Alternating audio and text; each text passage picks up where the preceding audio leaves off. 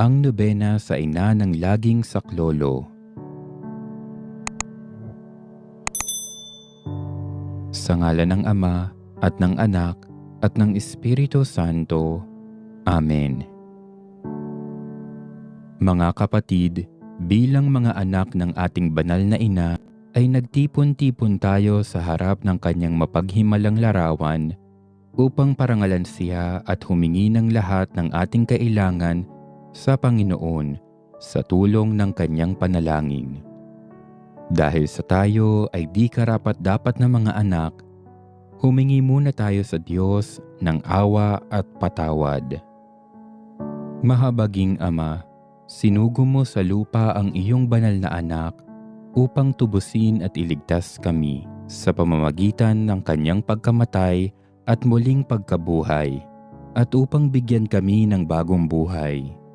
Sa pamamagitan nito, ginawa mo kaming iyong mga anak, upang magmahalan kami tulad ng pagmamahal ni Kristo sa amin. Anong limit naming malimutan ang dakila naming karangalang ito? Nagkasala kami sa aming mga kapatid. Nagkasala kami sa iyo. Mahabaging Ama, patawarin mo kami. Tapat naming pinagsisisihan ang aming mga kasalanan. Kahabagan mo kami, maawaing Ama. Lagi nawa kaming mabuhay bilang matapat mong mga anak. Panalangin sa nobena. Mahal na ina ng laging saklolo, buhat sa krus, ibinigay ka sa amin ni Jesus upang maging ina namin. Ikaw ang pinakamabait, pinakamasintahin sa lahat ng mga ina. Buong giliw mong tunghayan kaming iyong mga anak na ngayon ay humihingi ng iyong tulong sa lahat ng aming pangangailangan, lalong-lalo na ang biyayang ito.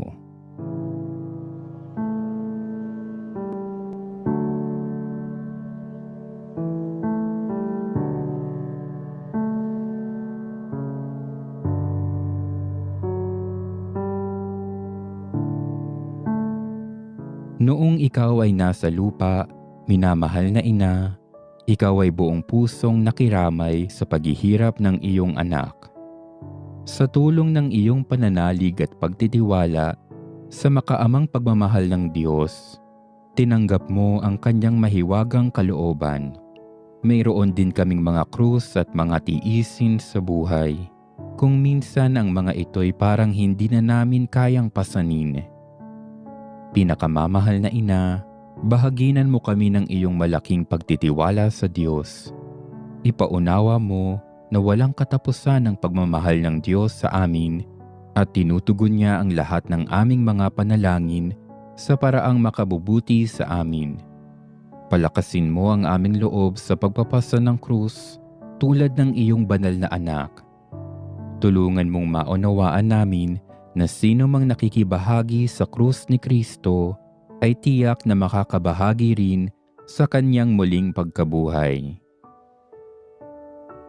Pinakamamahal na ina, habang kami nababahala sa sarili naming mga suliranin, huwag sana naming malimutan ang mga pangangailangan ng iba.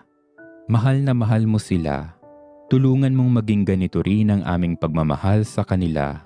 Samantalang idinadalangin namin ang aming mga adhikain at mga adhikain ng lahat ng naririto ngayon, mataimtim sa loob na hinihiling namin sa iyo, aming ina.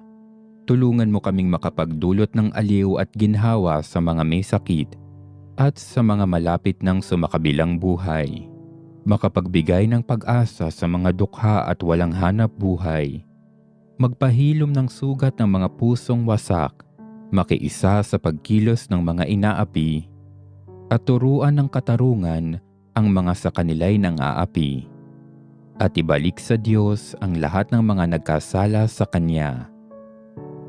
Pinakamamahal na ina, tulungan mo kaming umiwas sa kasalanan na naglalayo sa amin sa aming Ama sa langit at sa isa't isa.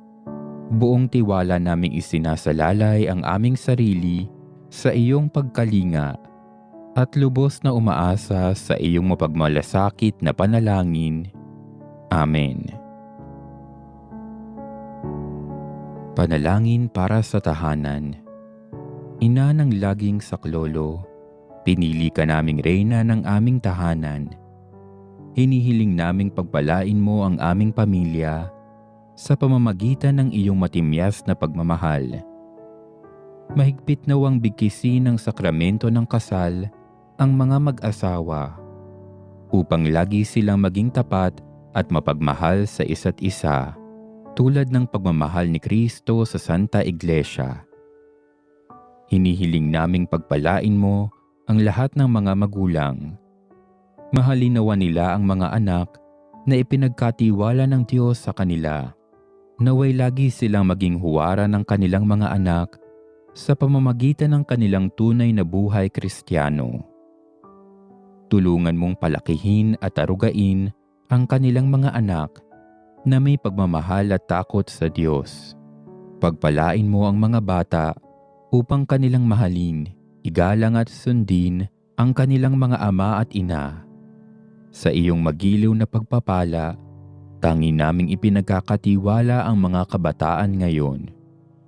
Bigyan mo kaming lahat ng pagpapahalaga sa aming pananagutan nang matupad namin ang aming tungkulin na gawing pugad ng kapayapaan ng aming tahanan tulad ng iyong tahanan sa Nazaret. Ikaw ang aming huwaran. Tulungan mo kami upang sa araw-araw ay lalong magningas ang dalisay naming pagmamahal sa Diyos at kapwa, nang sa gayoy maligayang maghari ang katarungan at kapayapaan sa buong sangkatauhan. Amen. Mga kahilingan sa ating ina ng laging saklolo. Santa Maria, ipanalangin mo kami. Santang Birhen na ipinaglihing walang kasalanan, ipanalangin mo kami. Aming ina ng laging saklolo, ipanalangin mo kami. Kaming makasalanan ay tumatawag sa iyo. Masintahing ina, ipanalangin mo kami. Upang mapuno kami ng Espiritu Santo at maging mga magigiting na saksi sa pagmamahal ni Kristo sa tao, masintahing ina, ipanalangin mo kami. Upang katulad mo, unti-unti kaming matulad sa aming mahal na Panginoon, masintahing ina, ipanalangin mo kami. Upang maging mapagpaumanhin at mapagpakumbaba kami katulad ng iyong anak na si Jesus. Masintahing ina, ipanalangin mo kami. Upang matakot kaming lubusang masira ang pakikipagkaibigan ng Diyos sa amin dahil sa ayaw naming pagsisihang kasalanan. Masintahing ina, ipanalangin mo kami. Upang lagi naming sikaping matamo ang awa at patawad ng Diyos sa sakramento ng pagkukumpisal.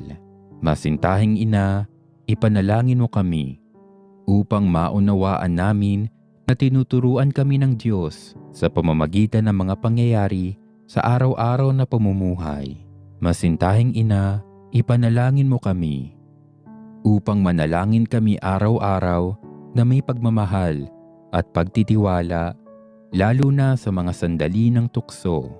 Masintahing ina, ipanalangin mo kami. Upang maunawaan namin ang halaga ng sama-samang pagsamba sa Diyos sa Eucharistia. Masintahing ina, ipanalangin mo kami. Upang patuloy na mag-alab ang aming pag-ibig kay Kristo at sa kapwa sa pamamagitan ng malimit na pagtanggap ng banal na komunyon. Masintahing ina, ipanalangin mo kami. Upang igalang namin ang aming katawan bilang mga templo ng Espiritu Santo. Masintahing ina, ipanalangin mo kami. Upang magsikap kaming maging tunay na mga Kristiyano sa pamamagitan ng mapagmahal na pagmamalasakit sa iba. Masintahing ina, ipanalangin mo kami. Upang ipahayag namin ang dangal ng trabaho sa pamamagitan ng katapatan sa aming gawain.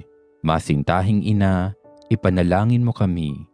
Upang buong puso naming patawarin ang mga nakagawa sa amin ng masama. Masintahing ina, ipanalangin mo kami upang maunawaan namin ang kasamaan ng paghahangad sa sariling kapakanan na makakapinsala sa iba.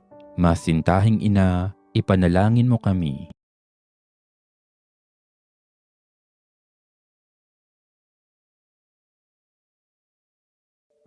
Ang Nobenas